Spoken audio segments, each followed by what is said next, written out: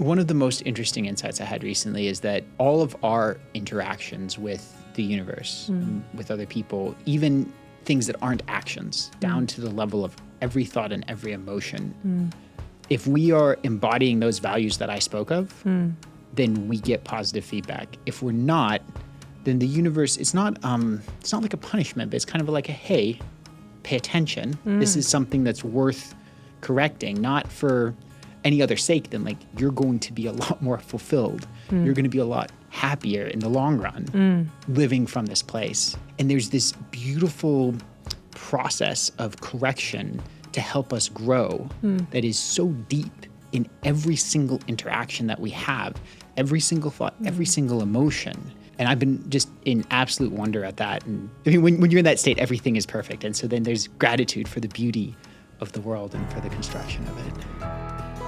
Whether you're looking for inspiration, guidance, or simply a moment of reflection, you're in the right place. This is Wisdom Stripes. Hello and welcome to Wisdom Stripes. My name is Meg Tuohey, and in today's episode, we will explore the world of personal growth, consciousness, and the power of the mind to transform our lives. Our guest today is Sean Sessel, the founder and head of the Oculus Institute, a thought leader in consciousness studies, psychometrics, and personal development. Sean has worked with thousands of individuals, from entrepreneurs and Fortune 500 executives to professional athletes and fund managers. His work has been featured in Business Insider, Ask Men, and on numerous podcasts, where he shares insights on self-mastery, human behavior, and transformation. Beyond his impressive credentials, including being a trainer of neurolinguistic programming, a master practitioner of timeline therapy, and an expert in tools like DISC and meta programs, Sean is driven by a passion for learning and helping others unlock their potential. He's also the creator of Complexity Levels Theory, an innovative framework that builds upon spiral dynamics, integral theory, and stages.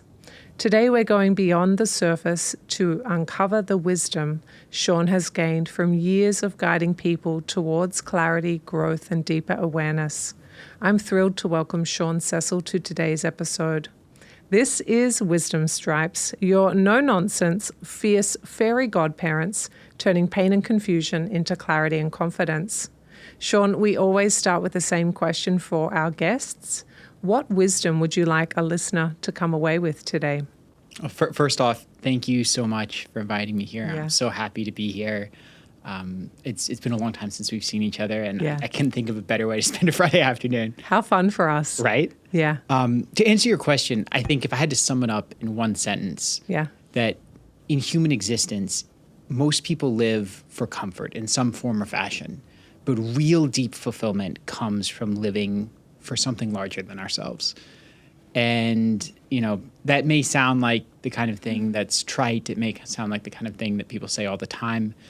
But I'd like to kind of delve into a little bit of deeper detail on what that means and how some of the pitfalls and stuff like that. That sounds like the nicest way to spend a Friday afternoon. I am here for this. So why don't I let you have the floor and you take us through what it is that you want to share with us. Yeah. I think the first thing to be aware of is that when people talk about living for something larger than themselves, that isn't something that can really necessarily be assessed externally. So somebody can take the same action and it can come from two very different intentions. So for example, somebody can go to a charity event. They can donate a lot of money because they want to be seen donating money, or because they want to feel better about the fact, like they have some sense of collective suffering that they're trying to alleviate. All of these things are not actually for anything bigger than themselves, right? Some people may say it's more noble to do it from a place of, hey, there's collective suffering and I'm suffering and I want to alleviate it, but it's still fundamentally one's own comfort. So what are the things that are really bigger than ourselves? What are the things that are really worth driving for and that really create fulfillment? I've heard altruism described almost the same, whereas altruism is all about what it feels like to me to give back. Is that your definition of the word, or do I need to update my definition? I would actually shoot at something higher. I think that I feel good giving back is great. Yeah. It's better than an egocentric approach for sure. Yeah. But I would argue that there's something higher, which I would call self-transcendence, right? And so that's when the differentiation between self and other isn't even there. So it's not even a sense of what I'm feeling. It's not even a sense of trying to feel better. It's doing the thing for its own sake. So there's a term called teleological drive. Teleological drive. I mean, isn't that that is a delight of a word. Tell us what that means. So teleological drive is when you're not doing it for the outcome. Okay. You're not doing it. So maybe, let's say you go to help somebody. Yeah. And in the course of this, for whatever reason, you put in the effort, you do the thing. And I've been in this position where, like, for example, I help somebody with the purchase of a car. And then for whatever reason, she was in a situation, she created a situation where she was not able to use that car. Now, I could sit there and I could be like, oh, well, it didn't have the impact that I wanted. I didn't get the outcome, right? That would be outcome-based. Or I can say, hey, I did the noble action because it's noble. I didn't do it for me feeling good. I didn't do it for anything in return. I just did the thing. And that in and of itself can bring joy and fulfillment. Yes. Agreed. So awesome. Okay. So where were we? So we've got the definition of what it is to be able to give, but it is still for the self. And now we're going into what it means to be able to give at a bigger level.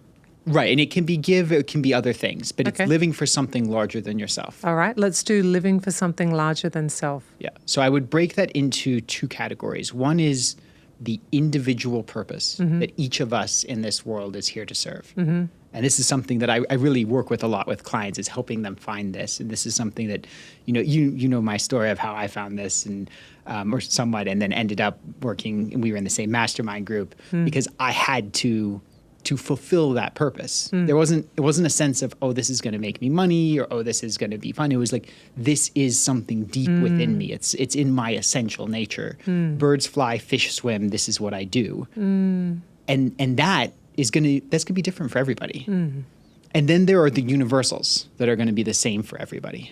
And I would say those 5 are truth, love, sovereignty, strength, and beauty. And when I say beauty, I'm not talking about surface level beauty, but the beauty and awe of synchronicities, of the world, of human creation, of nature.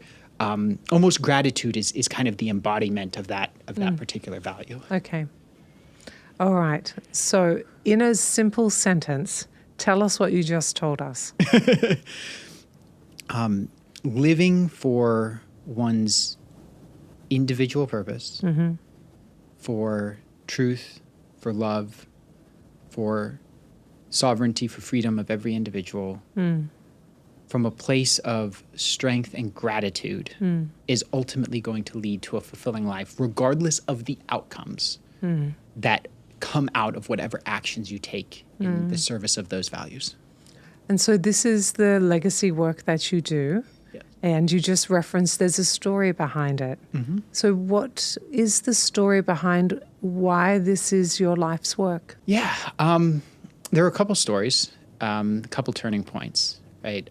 The one that I referenced there was when I realized my individual purpose. I used to work at Boston Consulting Group, which is a very, elite consulting firm. I was very good at my job in terms of the analysis. What I wasn't good at was putting in extra hours so that for the sake of putting in extra hours. That is not something that I'm okay doing. And so I burned out there. I went freelance for a while. I was able to earn more money in less time. That was great. But I wasn't fulfilled. Like I was still, there was an emptiness there, And then I went into finance, got brought on full time doing, quantitative finance stuff, which is all well and good. Again, burned out, wasn't really fulfilled there. It was always just, show up, do the thing.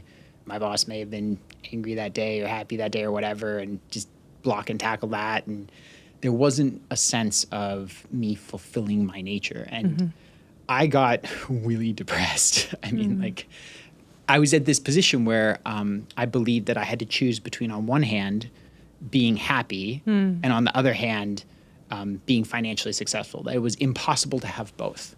Oh. And that provoked an existential crisis, because I'm not the kind of guy who's okay settling for, missing out on big things like that. Well, on either end. Right, exactly. Yeah, okay. Exactly. So I found myself this strange series of synchronicities, like very odd coincidences. I found myself at a particular personal development event, and they're doing a values totem pole. And because of a lot of internal work that I'd done earlier, which, jumps back to another story, for whatever reason, I was in the right place at the right time where everything clicked for me. Oh. And I realized that my function was this absorb, process, transmit information and wisdom and guide people. And so then I said, I don't know how I'm going to do this, but I'm going to build a business around this. And there was a point where, I had to make a decision of investing a lot of money that I didn't have in order to figure out how to build a business and learn marketing and sales. And I remember asking myself, I was like, if I think there's a 50% chance this can work, is being able to live my purpose worth, however many thousands of dollars? I just multiplied the number by 2. I'm like, it's a no-brainer. So I signed up, and that eventually led us to meet. It did. Yeah, it did. It did. Yeah. And that was actually a long time ago that we met. Yeah. One of the things that I know about you is that quite regularly you'll write a Facebook post with a lesson or 2 or 3 and sometimes 5 bullet points of things you figured out distilled into some sentences. And you've referenced data a couple of times. I do feel like your beautiful brain is wired to find the patterns and distill it into the simplest forms. Can you talk to us about the most interesting insights you've had recently? Yeah, I think one of the most interesting insights I had recently is that all of our interactions with the universe, with other people, even things that aren't actions, down to the level of every thought and every emotion, if we are embodying those values that I spoke of, then we get positive feedback. If we're not, then the universe, it's not like a punishment, but it's kind of like a, hey, pay attention. This is something that's worth correcting, not for any other sake than like you're going to be a lot more fulfilled. You're going to be a lot happier in the long run living from this place. And so even something as simple as, say something doesn't go your way, right? You have a stock and it goes down, right? The instinct is, oh man, it went down, right? I wish it hadn't done that, right? Okay, that's fine, right? But that little subtle signal, right, is missing out on so much. It's missing out on, for example, maybe there's some emotional attachment because there's a lack of strength to be like, hey, stocks go up and down. I can bear that. I can contain that. I can hold space for that without being stressed by it. Yeah. Right? It could be that there is beauty in the lesson. Maybe when you made the investment to buy that stock, what were you not paying attention to? Why did you do it? And there's this beautiful process of correction to help us grow that is so deep in every single interaction that we have, every single thought, every single emotion. And I've been just in absolute wonder at that. And I mean, when you're in that state, everything is perfect. And so then there's gratitude for the beauty of the world and for the construction of it. So many of our listeners might have figured this out already, but Sean doesn't make statements without a lot of evidence and well thought through discernment and fact checking. So when you use words like universe, you would be going down a science-based element for that. Yeah, so I have done a lot of personal observation. So I've done a lot of financial trading, for example, and I can correlate my returns in financial trading with my adherence to these principles very strongly. I've been doing this for years, and it has provided a lot of evidence there. How it manifests in the universe, I'm not I don't think we can prove that yet. My theory is that what people think are random quantum fluctuations are in fact not random. So I have a degree in engineering, I was published in biomolecular engineering back in the day. I don't know if anybody who's listening has ever done statistical thermodynamics, but Maybe a couple.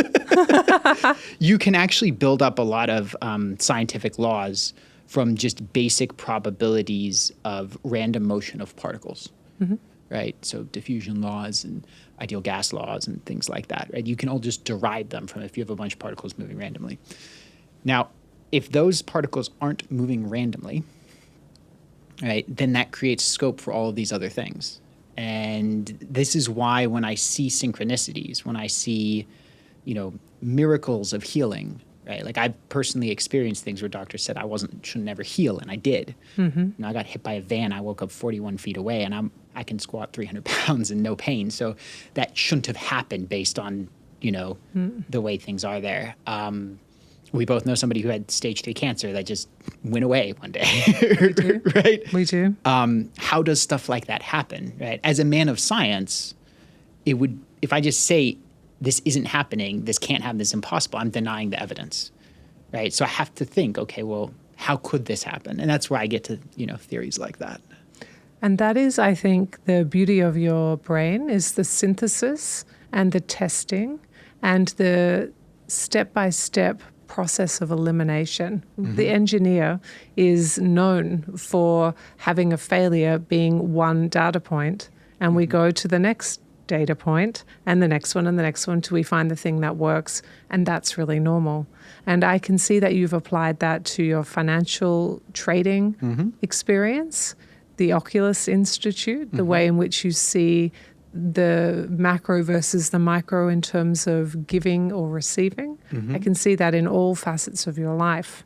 Yeah. And so as we distill that down, how do we, people who don't have your beautiful brain or your ability to synthesize vast amounts of data, what kinds of things could we know that would serve us, that we could rely on your beautiful brain to have computed?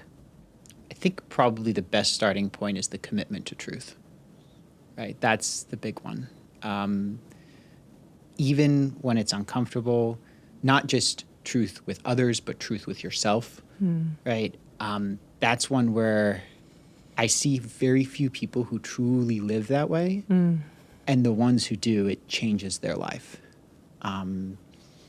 It's easy to believe what we want to believe, especially, and obviously I don't want to go into the realm of politics, but it's very easy to look at our society today and look at people and how they are believing certain things or not believing certain things.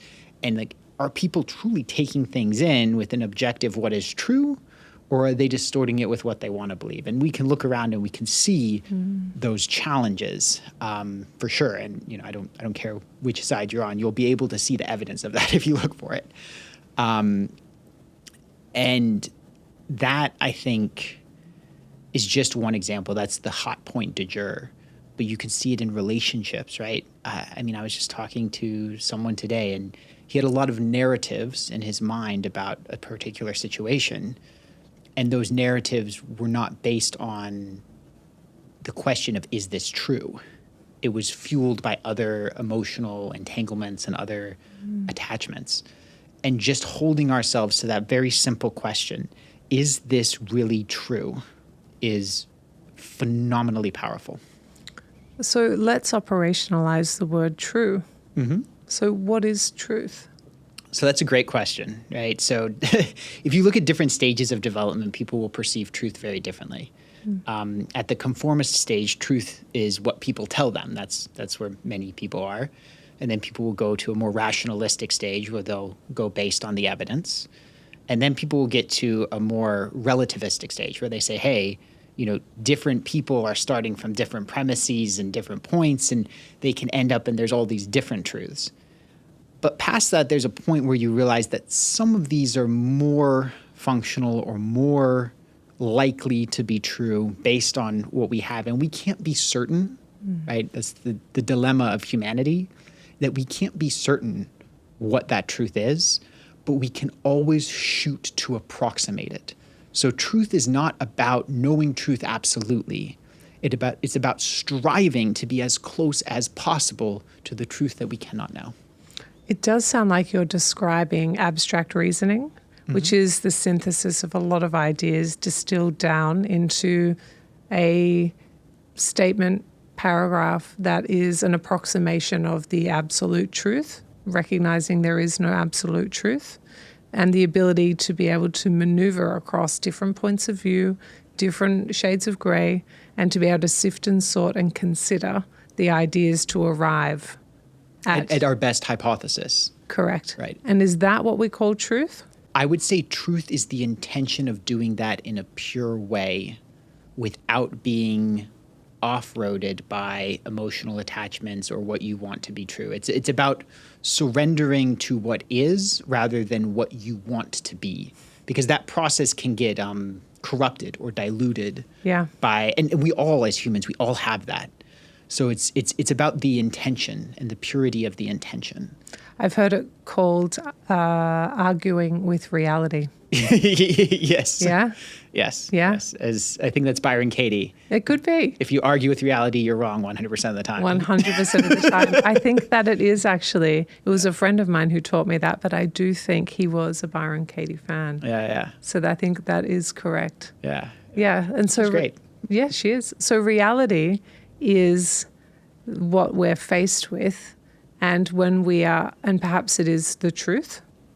And when we are looking to find what the truth is, it is about accepting the reality and not trying to fight it. Yeah, exactly. Yeah. Exactly. And both with ourselves and also communicating that to others in our lives. If we make a commitment to somebody to honor it, even if it becomes uncomfortable. If we make a commitment to ourselves to honor it, even if it becomes uncomfortable. Right? When you do that, you build a sense of integrity with your own unconscious mind. And that creates a degree of power, a degree of ability in making decisions without self-doubt. Whenever I hear someone tell me that they don't trust themselves to make a decision, I can always dive in and say, where have you committed to yourself or to somebody else and not fallen through? And they'll be like, oh, there's a bunch of them. It's like, okay, great. Well, let's start the practice of honoring the commitments to ourselves and to others, even when they become uncomfortable. And it's a lot harder with ourselves sometimes because it's easier to write off. There's no hook. Oh, I love this. So, Sean, where do we start? All right, let's say the listener is listening. Thank you, listener.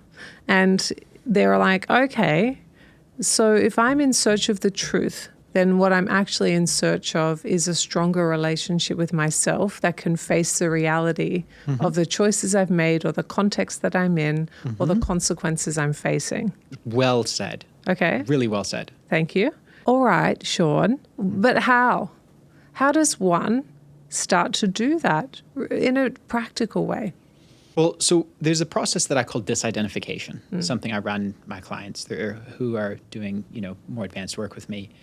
And that is you've got to differentiate between what we'll call the awareness, which is constant, which is peaceful, it's the part of you that's the same now as it was a year ago, right? And it's always present. Yeah. And then we have the thoughts and the emotions, which I collectively call the mind. Oh, yeah. The thoughts and the emotions are changing all of the time. Yeah. Most people go through life thinking that they are their thoughts and they are their emotions. Yeah. And so if there's some stress or there's some cognitive dissonance, their response is to fracture, to get erratic, to all kinds of other things because they don't know. They have the mistaken belief that they are that. And so there's chaos here, therefore they are in chaos. Now, there's a practice of stepping back, and it helps to refer to yourself in the third person. That is a practice that I found to be helpful. And observe the mind. This is why journaling can be really helpful. If people journal about the external events in their day, it doesn't produce the same result. But if you journal about the internal dynamics, writing about yourself in the third person, and I have a lot more specific exercises for specific types of conditioning that I'll walk clients through. But a good place to start is journaling about those internal dynamics, especially if it's something that's stressful. Not looking externally, not trying to project what is in anybody else's head, not trying to speculate. Inquiry internally. And that builds a sense of strength. Remember, we talked about that earlier, which allows you to hold the thoughts and emotions in neutrality. And it takes time. But that's what gives you the strength to be with the truth, because these 5 values of truth, love, sovereignty, strength, and beauty are all interrelated. They're all interconnected. They sound foundational. They are. So what, if we were to make this really simple, what I'm hearing is you are not your thoughts and emotions. Absolutely. You are separate, and you can become the observer to those. And then using the part of you that is kind of that still part of you that travels with you and doesn't particularly change over time, you can challenge the thoughts and behaviors, challenge the perception of reality, and find out what the truth is without being attached to the outcome. Yes. So you have greater clarity into your thoughts. You can interrogate them and bring them into being more aligned with the evidence. But you also have freedom and peace from the emotions. So you don't repress them. You feel them, but you feel them without allowing them to control you. Wow. And it's kind of like if you have a child, right? And your child's throwing a temper tantrum, you don't lock them in the basement. No. That's what many people do. They repress their emotions. And that creates a split that's very unhealthy. Yeah. Right? It's more about building the container to hold it without things becoming dysregulated. Right? And this is where I say you have to have the strength to be present, to be uncomfortable, to hold that uncomfortable emotion and build that muscle. Hey there, Meg Tuohey here with a quick and exciting announcement. As a psychologist, coach, and founder of the Wisdom Lab, I've had the privilege of helping thousands of individuals break free from the vicious cycles holding them back and tap into their infinite inner wisdom. If you're tired of feeling unheard, unseen, and stuck in the same old struggles, the Wisdom Lab is the breakthrough you've been yearning for. This on-demand program guides you through a powerful process to shatter emotional barriers, overcome deep-rooted blocks, and experience the profound transformation you deserve. In just 4 hours, you'll gain the tools and insights to revolutionize your life from the inside out. Want to learn more? Click or tap the link in the show notes for all the details. Okay, now back to the episode. All right, I like to play a game called the Yeah Buts. Okay. Yeah, but Sean, you don't understand. I don't know how to do that. Yeah, but Sean, I am a person who has never been able to do that. Yeah, but Sean, I have terrible intrusive thoughts, and I'm pretty sure they are me. I'm pretty sure it's not that I'm thinking them. I'm pretty sure that is me. I can't do this. Well, I would invite you to experiment, right? I'm a man of science. When I first got into this, I didn't take anything at face value, and I don't want anybody to take me just saying it either. Approach everything with a healthy skepticism. I would just invite you then to experiment with this journaling process and see what happens. And if you do this every night for 15 minutes, writing about your internal dynamics in the third person, over the course of, say, 2 months, you'll notice a difference. I will personally bet you money on that if anybody wants to message me. You heard it here first. All right, Sean, tell us hypothetically what 2 paragraphs of journaling in the third person might sound like. Maybe channel a client so that we can hear how to do it. Okay. Yeah. So somebody might say, well, I wanted to apply. So let's just give a name. We'll say John. John. Okay. Yeah. John. John wanted to apply for a new job. Okay. However, John experienced fear. Inquiring into that fear, John realized that the fear was that he would potentially get the job and show up and be no good at it. And then he couldn't go back to his old job. And then John couldn't go back to his old job because he had quit. John quit. And then he went to his new job. And then John went to his new job. And then John started replaying the record of when he wasn't successful at a previous job 10 years ago. Yeah. And he replayed that 50 times. John did. So John remembered the last time he changed jobs and it didn't work. Right. And then John wondered what his parents would say. And John remembered his father telling him he'd be no good. John's father said that a lot. John's father said that a lot when he was younger. Okay. Right? And that began to seep in. And then John internalized that and began to believe that he was no good when in reality that came from his father and not from him. Yeah, the evidence would point that there's not actually much evidence. Yeah. And so when John looks at it, John, even though he didn't do great at that job 10 years ago, he's been doing phenomenal at his job for the past 5 years. Yeah. Part of the reason he wasn't doing so well 10 years ago is he was still drinking then, which he's not drinking now. And also, 10 years ago is a lot of growth. A lot of growth. And so who you were back then is not who you are now. Mm-hmm. So when John reads back over those paragraphs we just wrote for him, mm-hmm. is it going to be easier for him to see those patterns? Is it going to be easier for him? It takes time.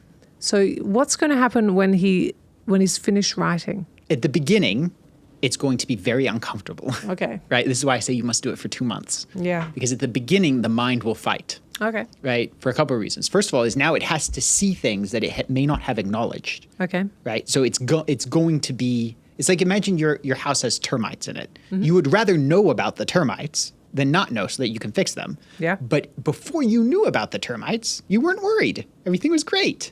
You didn't know. But now when you know about the termites, suddenly there's all the emotions that come up. So in the beginning, it will be difficult.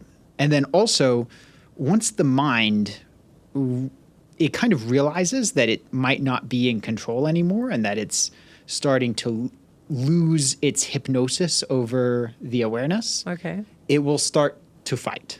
This is a universal thing. I've had this with every single client that I've ever had. There is a point where they go, well, why am I doing this and this and that? And there comes up all kinds of reasons.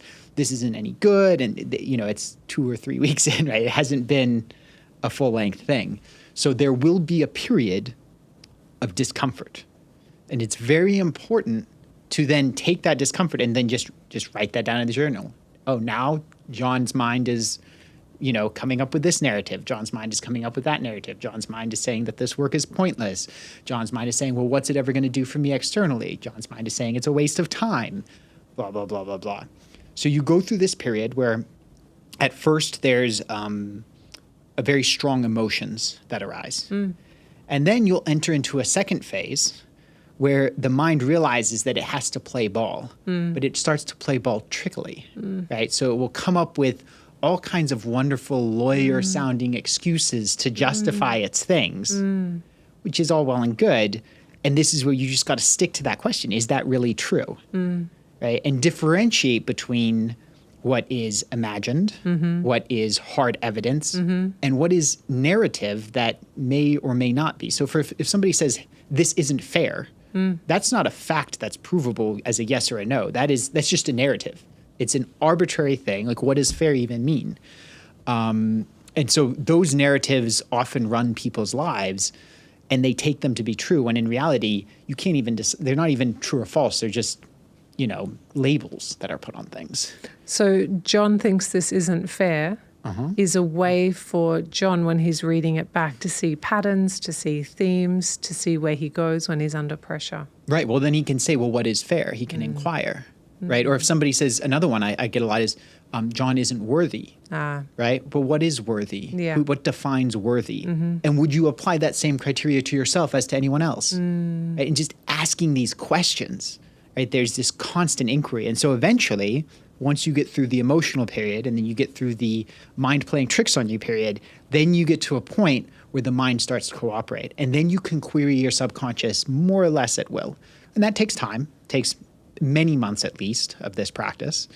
But then you stop being led around by the nose, by the mind, and you actually get to take control. And then you can start asking questions like, what is it that I'm really here to do? Because you know yourself so much better. And this is how you get aligned with your purpose. So understanding kind of the monkey brain is a way to understand the richer governance body of the human, which is the subconscious. And when you can create a relationship in that space, then you can start to distill my purpose, my legacy, what I'm here for. And then maybe we are starting to circle back to where we started, because then we might find the bigger picture thing. Yep. Now, I'm still not naming that quite right. What is that bigger what? Bigger purpose? Well, so I said living for something larger than yourself. Yeah. And I break that into two components, the individual purpose and the universal values that seem to be constant. All right, let's go into these two buckets. Yeah. So we've done the journaling, we've done it for 2 months, we've built somewhat of a relationship with our subconscious. Now we're at the question asking phase of these two things. How do we do that? What does it mean? What's the point, Sean? Well, so 2 months is generally, that's enough to get you through to where you're now working with the mind rather than against it. There are times it will still buck here and there, but you're now more or less, on the same path. Now we start getting into continuing to deepen that consistently. This isn't something you do for 2 months and then stop, right? It's something you're doing all the time. You don't get to stop doing the journaling thing until it's so ingrained in you that it's happening naturally all the time. Okay. Which does happen eventually. That's beautiful. But then as far as individual purpose, now you have to start asking, what is valuable to me? So this does appear to be rather self-focused. But the question here is that you're not doing it. You're very careful when you're doing this not to be looking at it from the lens of comfort, but from the lens of fulfillment. So the Greeks had different words for this. I believe one was hedonia, which is comfort, and then eudaimonia, which is the deeper fulfillment. Yes. And so when you're creating this list of values, you can see certain things are going to be hedonia. Some of it will be obvious to you. Anything that is moving away from, that is, I don't want that, is going to be some remnant of fear, some element of hedonia, moving away from discomfort. Okay. Right? Rather than moving towards something that you want to create. Okay. Also, you want to be careful here when I say values to distinguish between values and virtues. Yeah. So virtue is how you get something. A virtue is, courage or honesty or consistency. That's great. Those are virtues. A value is an outcome. So a value could be something like independence. It could be something like truth. It could be something like you can use financial abundance, but you just want to be careful that's not coming from a place of lack. Yeah. Right? It could be, for example, for me, knowledge. I love knowledge, you right? Do. It could be for some people, something like cats. I have a pet cat. I rescue kitten, love the little guy to death. And there are people who get a lot of joy from taking care of these poor little creatures. And I think that's beautiful. I think that's wonderful. Me too. That I got that little kitten when he's 2 weeks old. He had no mom, no siblings. And I learned a lot about love from that little cat. Right? A great gift. A great gift. Yeah. And so you build out this values list, and then you start to rank it in order of importance. If I couldn't have this, but I could have that, which one would I take? Yeah. Right. And it takes time. And so the more journaling you do, the more you get to know your own internal world, the more clarity you're going to have on this list of values. Yeah. The more you're going to be able to see where the hedonia is sneaking in. Yeah. The more you're going to have the order ranked really, truly as to what it is in your nature. And so it's almost like you deposit into the bank account by doing the internal work. Yeah. And then you withdraw that clarity as you make this values totem pole. And then from there, that's how you can decide what it is you're going to do with your life. Wow. So that's pretty straightforward. But can anyone do that? Yeah, but Sean, can I do that? My experience has been I have never had anybody who has completed the process and not had that outcome of having that clarity on where they want to go. The challenges come in when people get to the point of emotional resistance and are not willing to proceed, right? So this is where we get down to these fundamental questions of truth versus comfort, right? Or another one I've seen is somebody say, hey, listen, I refuse to be a slave to this conditioning. It may not want me to do this. It may want me, it's using this discomfort to move me away from here, but I'm not going to allow that fragment of consciousness, which, originated in whatever traumatic or emotional thing in my past to control me. I refuse to be controlled by it, right? Whatever your fundamental value is that allows you to transcend that need for comfort, to face the discomfort and to move through and to gain that inner wisdom, I would say go for it. So we use our values to help us scaffold ourselves to cross the hard parts of our life. We use it like a North Star. Yeah, absolutely. So if I have a value of knowledge and I'm in great pain and suffering, the value of knowledge is going to help us because we're going to go and search for the answers that allow us to find the ease. So understanding what your values are and then harnessing them to help you in times of great stretch or suffering, that's a beautiful life hack right there. It's worked for me. Things have not always been roses and butterflies. Yeah. And, that has certainly been the anchor. Okay. This has been a super great conversation. I'm really curious about why you called the Oculus Institute the Oculus Institute. What is an oculus? So in architecture, an oculus is an opening in a building that allows light to come in. So for example, if you have a dome, you have a small hole in the roof and the light comes down, the sunlight is now in the dome. And so I called it the Oculus Institute because my goal is to open windows of light to help people see into themselves. I mean, that's very beautiful, isn't it? Okay. So every human has something they're working on, nearly at every stage of their life. Mm-hmm. What hard thing are you currently untangling to make sense of? What makes it hard, and what kinds of things are you doing to start to solve it?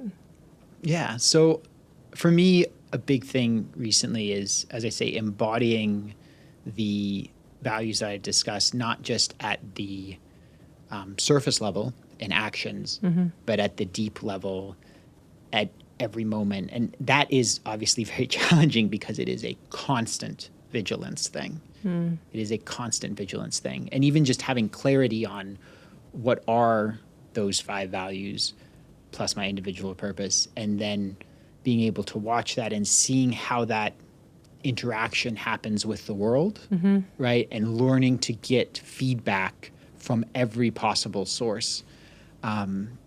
Interestingly, there was a teacher of mine who talked about, every person who gives you feedback, there must be something you can get out of it. Even if what they say is almost completely wrong, find the 1% that's useful. And even if there's not 1% that's useful, find what they were shooting at that they missed. Yeah. Yeah. Right? And I think it's easy for people to take feedback and be defensive. Yeah, because it can hurt. Sure. And especially when it's wrong. You can have cases where the feedback is completely 100% wrong. But then the question is, what is it that actually triggered them that they missed but that you can still find? Yeah. So let's try one. We'll go case study here. So this is John. You can be John and I'll be Mary. I'm really curious. Here we go. John, you never put dishes away. You put them beside the sink and you never put them in the dishwasher.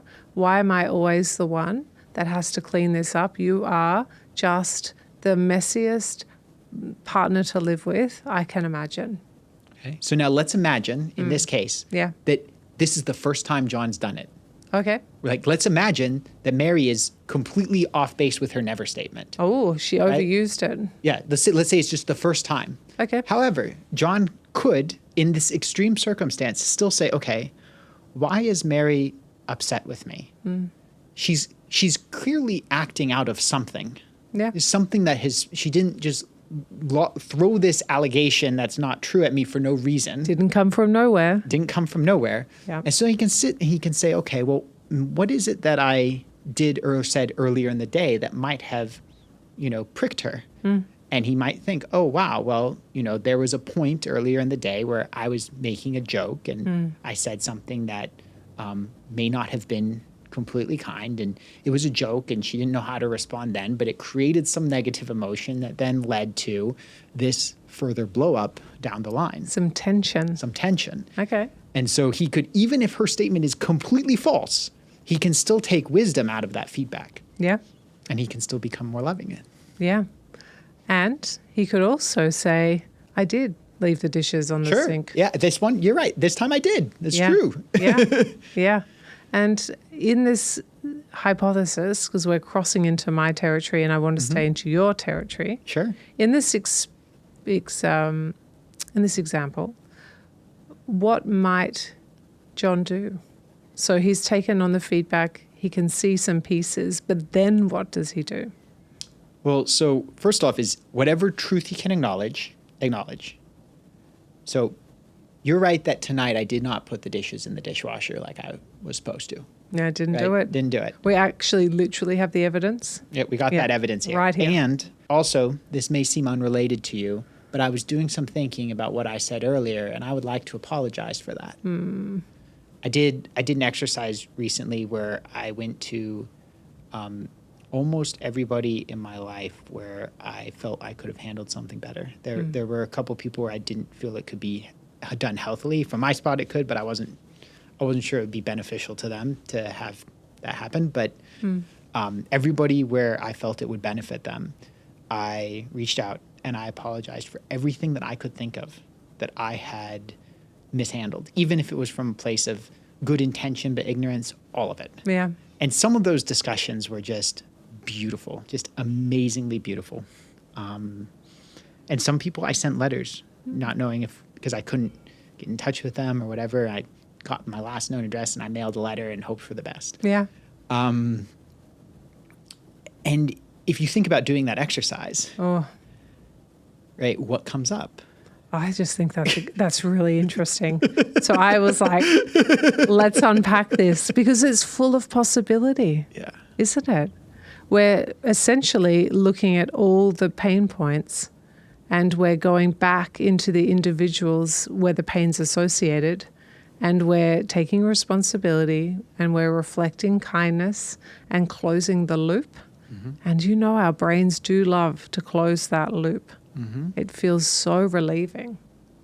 So it's great to have it closed. The thing is, what closes it? So in this exercise, you've got to get to the point where closing it is owning your part. Correct. If you're wanting them, that will destroy the entire point of the exercise. Yes, you cannot, because you are outside of your circle of influence. Exactly. You cannot control somebody else. Exactly. So you do your bit and you call that good enough. Yeah. And you mail that letter, and whether it gets there or it doesn't get there, you did it.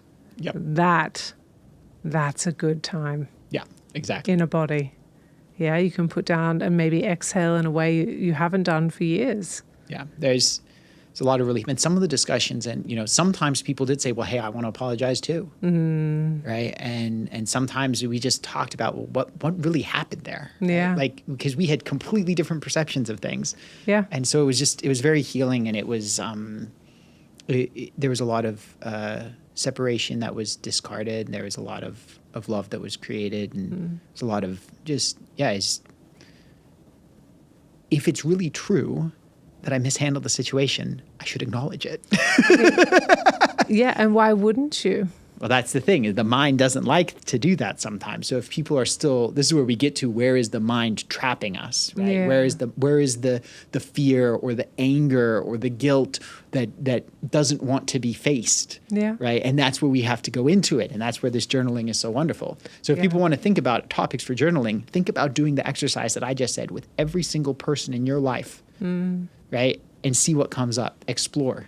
Inquire. I mean, I think that is a very beautiful one, and you can mail them or you can not mail them, but there's something very freeing about being fully accountable for your contributions to an incident or a breakdown of communication or relationship. There is something that just feels so relieving, to be honest.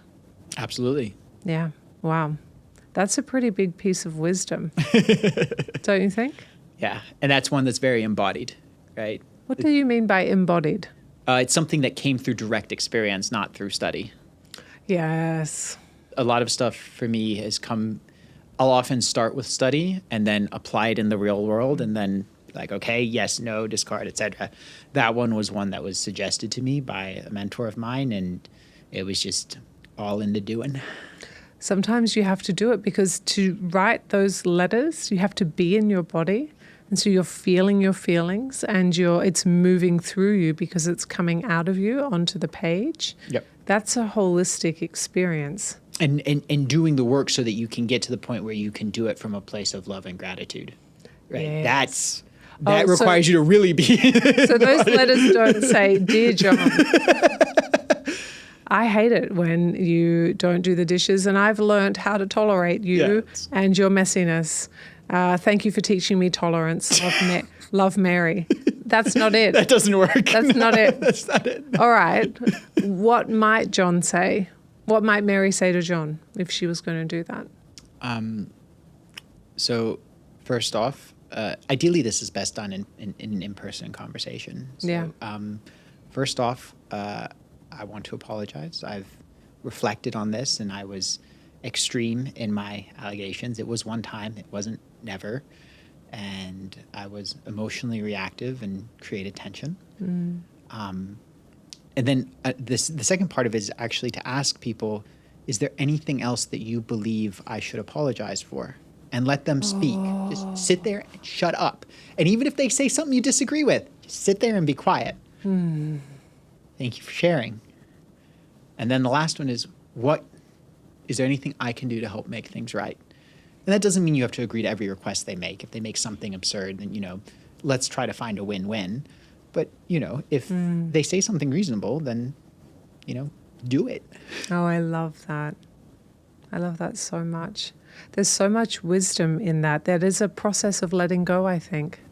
And it's using your relationship with self, guided by your values, to walk through and question what is true and what is not, and then to take action and repair relationships or situationships that have gone awry because of the humanness of what you are and the fact that you believed every thought your beautiful brain told you, and it wasn't really true.